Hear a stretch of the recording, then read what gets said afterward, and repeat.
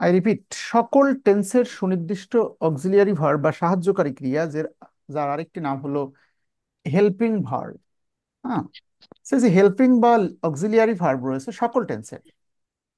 মাই question, present indefinite টেন্সের সাহায্যকারী ক্রিয়া কোনটা? একজন স্টুডেন্ট শুধু ডাজ এর কথা বলেছে, সে কি সঠিক বলেছে?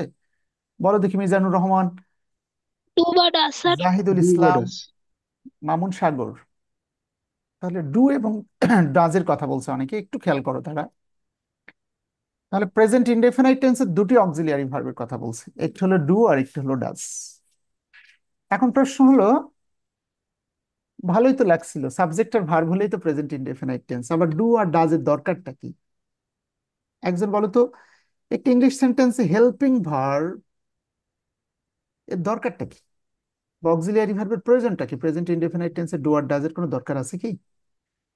সাবজেক্ট আর ভার্ব হলেই তো হয়ে যাচ্ছিল টেন্স, তাহলে কেন এই ডু আর ডাজ এর প্রয়োজন হলো? দুটি কারণে দরকার। মনে রাখতে হবে, একটি ইংলিশ টেন্সে অক্সিলিয়ারি ভার্বের দুটি কারণে দরকার। একটি কারণ হলো কোন একটি বাক্যকে নেগেটিভ করার জন্য, নেগেটিভ মানে না বোধক বাক্যে রূপান্তর করার জন্য, অথবা প্রশ্নবোধক বাক্য তৈরি করার জন্য। সবাই আমার সাথে সাথে মুখস্থ করো।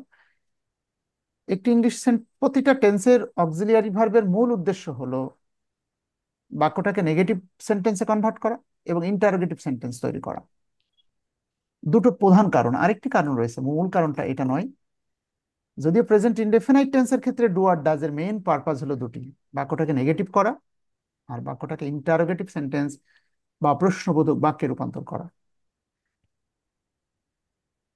যেমনটি একটু আগে আমরা বলছিলাম, হ্যাঁ, ছেলেরা, বয়েজ, ছেলেরা, আমরা বলছিলাম ক্রিকেট খেলে। এই যে প্লে ক্রিকেট, শুধু ভার্ব হলেই তো প্রেজেন্ট ইনডেফিনাইট টেন্স হয়ে যাচ্ছিল। কিন্তু এখন হঠাৎ করে মনে হলো একজন ছাত্রকে ট্রান্সলেশন করতে বলা হলো, ছেলেরা ক্রিকেট খেলে না। তাহলে এই যে খেলে না, প্রেজেন্ট ইনডেফিনাইট টেন্সটাকে সে নেগেটিভ করতে চাই, তখনই তার এই সাহায্যকারী ক্রিয়ার সাহায্য নিতে হয়। তো একটা হলে তো সবসময় ব্যবহার করতে পারতাম, সমস্যা হলো ডু এবং ডাজ। কখন ডু আর কখন ডাজ? উত্তর হলো, এখানেও স্যার ওই থার্ড পার্সনের ওইটা কাজে লাগবে। সবসময় ডু। থার্ড পার্সন সিঙ্গুলার হলে ডাজ। তো বয়েস, এটা তো থার্ড পার্সন সিঙ্গুলার না, কাজে এখানে ডুই হবে নাকি? সো তাহলে ছেলেরা ক্রিকেট খেলে না, বয়েজ।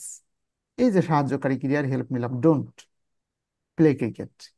তাহলে সবই আগের মতোই আছে, শুধুমাত্র খেলে না, এই না কথাটা বলতে যে শুধু নট ব্যবহার করতে পারলাম না, ডো নট বা ডাজেন্ট, বা ডোন্ট বা ডাজেন্ট। হ্যাঁ, তোমরা খাঁটি বাংলাই বলো, ডু নট অথবা ডাজ নট, এই শব্দটা আমরা ব্যবহার করছি। বুঝতে পারছো? সো এখন যদি আমি বলি কোনো সুনির্দিষ্ট ব্যক্তির কথা, সে দৌড়াদৌড়ি করে না, একজনের কথা বলছি, আমি বললাম সে রোদে দৌড়াদৌড়ি করে, হি রান ইন দ্য সান। বলো, ফারজানা আফরোজ এবং আসমা আক্তার এই বাক্য কি সঠিক লিখেছি? স্যার না। না। ভুলটা কোথায়? স্যার ভাই ডাজেন্ট রানস হবে। হবে। না, আমি নেগেটিভ পরে, আগে অ্যাফার্মেটিভে রানস হবে। বলো। ওই স্যার ছেলেটা, ডান্স হবে কারণ থার্ড পার্সন সিঙ্গুলার নাম্বার। সাবজেক্টের পরে ভার্ব থাকলেই প্রেজেন্ট ইনডেফিনাইট টেন্স আমরা মেনে নিলাম, কিন্তু আমাদের সতর্ক থাকতে হবে, সাবজেক্ট যদি সিঙ্গুলার হয় ভার্বের সাথে এস বা ইয়েস যুক্ত হবে। হি রানস ইন দ্য সান। এবার হঠাৎ মনে হলো সে দৌড়াদৌড়ি, রোদে দৌড়াদৌড়ি করে না, তাহলে এই যে নেগেটিভ করতে চায়, তাহলে বলো তো ডোন্ট হবে নাকি ডাজেন্ট হবে? স্যার ডাজেন্ট হবে। ডাজেন্ট হবে। Doesn't. Subject third person singular number হলে এই যে অতিরিক্ত ডোন্ট এবং ডাজেন্ট, এটা একটা সাহায্যকারী ক্রিয়া মাত্র, কিন্তু মূল ভার্ব যেটা আছে সেটা অবশ্যই বসবে। প্রশ্ন হলো তখন কি রান হবে নাকি রানস হবে? কে বলতে পারবে, রান স্যার হবে। স্নেহাশিস রান। এবং সুশান্ত? রান হবে স্যার স্যার, রান রান। হবে। তখন রানই হবে, কারণ এই যখন ডাজ ব্যবহার করেছে তখন এর সাথে একটি এস রয়েছে অলরেডি, তাই না? So he doesn't run in the sun, সে রোদে দৌড়াদৌড়ি করে না। তাহলে বোঝা গেল, প্রেজেন্ট ইনডেফিনাইট টেন্সের দুটো সাহায্যকারী ক্রিয়া আছে, একটা হলো ডু আর একটি ডাজ। সকল টেন্সের অক্সিলিয়ারি ভার্বের মূল ব্যবহার কিন্তু, প্রধান ব্যবহারের কথা আমি দুটোর কথাই বলেছি, একটি হলো প্রশ্নবোধক বাক্যে রূপান্তর করা আর বাক্যটাকে নেগেটিভ করা। এগুলো তো নেগেটিভ করলাম, ডোন্ট বা ডাজেন্ট। করে করে না বলতে হলেই ডো নট এবং ডাজ নটের সাহায্য নিতে হবে। সব সময় ডোন্ট, শুধুমাত্র থার্ড পার্সন সিঙ্গুলার হলে ভার্বের সাথে এস বা ইয়ে যোগ করতে হবে, কেবলমাত্র থার্ড পার্সন সিঙ্গুলার নাম্বার হলে। এবার আসো প্রশ্নবোধক বাক্যে যদি রূপান্তর করি তাহলে কি হবে? হ্যাঁ, ছেলেরা কি ক্রিকেট খেলে?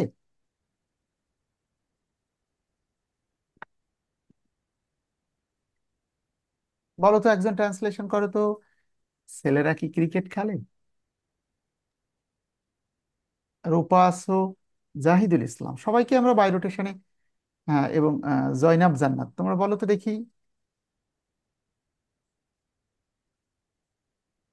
ছেলেরা কি ক্রিকেট খেলে?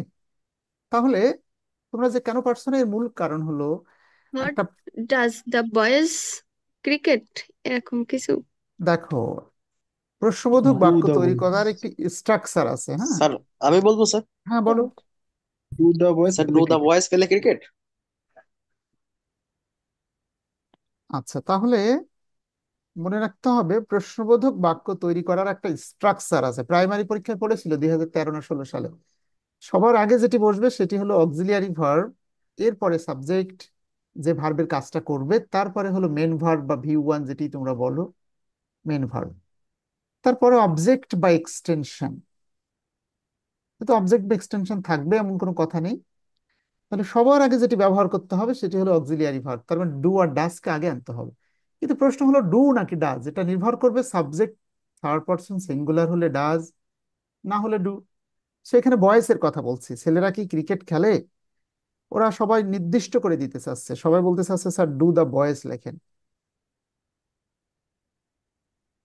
ডু দ্য বয়েজ বলেছে ম্যাক্সিমাম স্টুডেন্ট, সুনির্দিষ্ট কিছু ছেলেদের কথা বলতে চাচ্ছ, শুধু বয়েজ বললেও কোনো অসুবিধা নেই। ডু দ্য বয়েজ, এটি সাবজেক্ট, আর এটি হলো প্রশ্নবোধক বাক্যে রূপান্তর করার জন্য সাহায্যকারী ক্রিয়ার সাহায্য নিচ্ছে। এবার মেন ভার্ব আসছে, দেখো, প্লে ক্রিকেট, সে কি রোদে দৌড়াদৌড়ি করে? তাহলে বলো ডু হবে নাকি ডাজ হবে?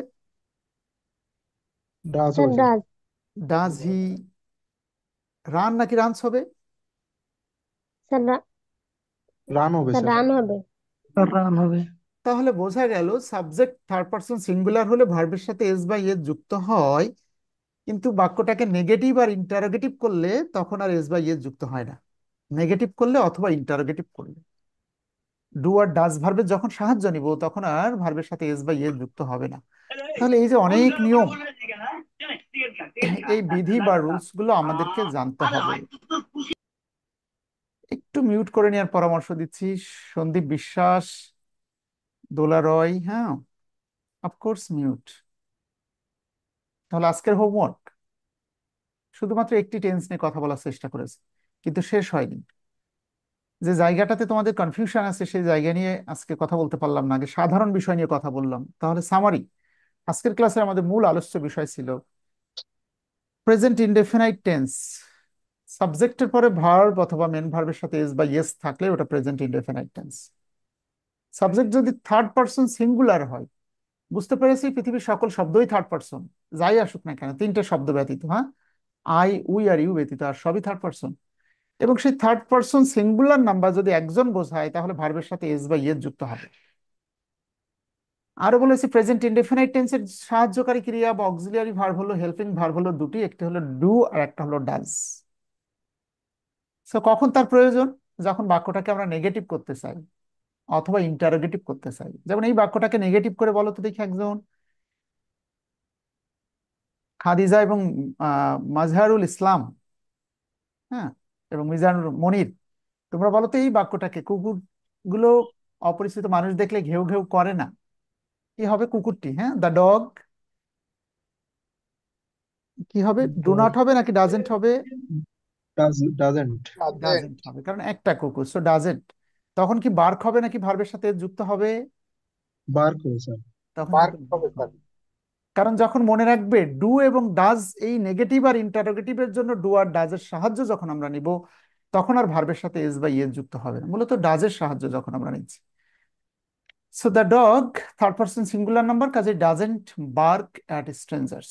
এখানে যত সেন্টেন্স আছে, যারা ইংলিশটাকে নতুন করে আবার শিখতেছে ছোটবেলার মতো করে, প্রত্যেকটা সেন্টেন্সে তোমরা নেগেটিভ করবে, ইন্টারোগেটিভ করবে। এই প্র্যাকটিসটাই তো ছোটবেলায় আমরা করেছিলাম, অনেকেই করেছিল। যেমন শি স্টাডিজ এভরি নাইট, সে প্রতি রাতে পড়ালেখা করে। এবার এটাকে আমি নেগেটিভ করতে চাচ্ছি, তাহলে she third person singular number, এটাকে লিখলাম শি ডাজেন্ট, তখন আর স্টাডিজ হবে না, তখন study. She doesn't study every night, সে প্রতি রাতে পড়ালেখা করে না। এবার ইন্টারোগেটিভ, সে কি প্রতি রাতে পড়ালেখা করে? Does she study every night? তাহলে ডাজটাকে তখন শুরুতেই ব্যবহার করব, কারণ আগেই বলেছি প্রশ্নবোধক বাক্য তৈরি করার স্ট্রাকচার হলো সবার আগে অক্সিলিয়ারি ভার্ব, তারপরে সাবজেক্ট, তারপরে মেন ভার্ব, তারপরে এক্সটেনশন। অবশ্যই স্ট্রাকচারটা মাথার মধ্যে গেঁথে নিতে হবে, কারণ প্রাইমারি চাকরিতে যে প্রশ্নটা হয়েছিল সেখানে যে ছাত্র শুধু স্ট্রাকচার জানে সেই সঠিকভাবে উত্তরটা বলে দিতে পারবে না। নিয়ম অনুযায়ী ডাব্লিউএস কোশ্চেন হলে সবার আগে ডাব্লিউএস কোশ্চেন, তারপরে অক্সিলিয়ারি ভার্ব, এরপরে সাবজেক্ট, এরপরে মেন ভার্ব, এরপরে এক্সটেনশন। আর ডাব্লিউএস কোশ্চেন যদি না থাকে তাহলে এই চারটা ধারাবাহিকভাবে থাকবে। তো তাহলে বাসার হোমওয়ার্ক আমার মনে হয় আমরা এই 50টি কেবলমাত্র আমি তোমরা যেটি করবে এই 50টা শব্দ সঠিক ভার্বটা যেমন লিখবে, প্রত্যেকটা শব্দকে নেগেটিভ করবে, ইন্টারোগেটিভ করবে, তাহলেই তোমরা প্রেজেন্ট ইনডেফিনাইট টেন্স সম্পর্কে একটা ধারণা পেয়ে যাবে। এভাবে সকল টেন্স আমাদেরকে ধরে ধরে শিখতে হবে, সবগুলো টেন্স আর একবার। হ্যাঁ, যদিও চাকরির পরীক্ষায় পাস্ট পারফেক্ট টেন্স থেকে প্রশ্ন হলেও future indefinite, future continuous, future perfect এগুলো অ্যাপ্লিকেশন খুবই কম, কিন্তু আমরা তোমাদের শেখানোর জন্য আমি চাচ্ছি সকল টেন্স গুলো আমরা ধরে ধরে ছোটবেলার মতো করে আরেকবার শিখি, তারপরে যেটা বেশি ইম্পর্টেন্ট সেগুলো আমরা রিক্যাপ করব, রিভিশন করব। বুঝতে পারছো? এবং যে শব্দের বাংলা অর্থ জানবে না সেগুলো অবশ্যই অর্থ জানার চেষ্টা করবে। শুধু প্রাইমারি চাকরি এবং শিক্ষক নিবন্ধনের টিচার যদি হতে চাও তাহলে দুইটা বিষয় যদি পারো তাহলে গ্রামারটা হয়ে যাবে ইনশাল্লাহ। একটা হলো টেন্সটা পারলে, আর টেন্স পারা মানে সাবজেক্ট ভার্ব এগ্রিমেন্টটা পেরে যাওয়া। টেন্স পারা মানে রাইট ফর্ম অফ ভার্ব শেখালেই বুঝতে পারবে। টেন্স পারা মানে কন্ডিশনাল সেন্টেন্স পারবে। টেন্স পারবে মানে অ্যাপ্লিকেশন অফ নন ফাইনাইট ভার্বটাও পারবে। সো গ্রামারের একবারেই ম্যাক্সিমাম পারবে। আর পার্টস অফ স্পিচ সেটা তো শুধু টেন্স পারা অর্থ হলো প্রাইমারি শিক্ষক নিবন্ধনের সকল গ্রামার সঠিক উত্তর করতে সক্ষম হওয়া। তো আশা করি আমার সাথে একমত হবে। আর পার্টস অফ স্পিচ যেটা পড়ে এটা আমি এত টেকনিক্যালি শেখাবো যে এটা কিছুই না বুঝেও বলে দিতে পারবে কোনটা নাউন, কোনটা অ্যাডজেক্টিভ, কোনটা ভার্ব, কোনটা adverb. So wait for that day, এই পর্যন্ত আমরা অপেক্ষা করবো সবাই। তাহলে যথারীতি আবার সোমবার সবার সাথে দেখা হবে। ততক্ষণ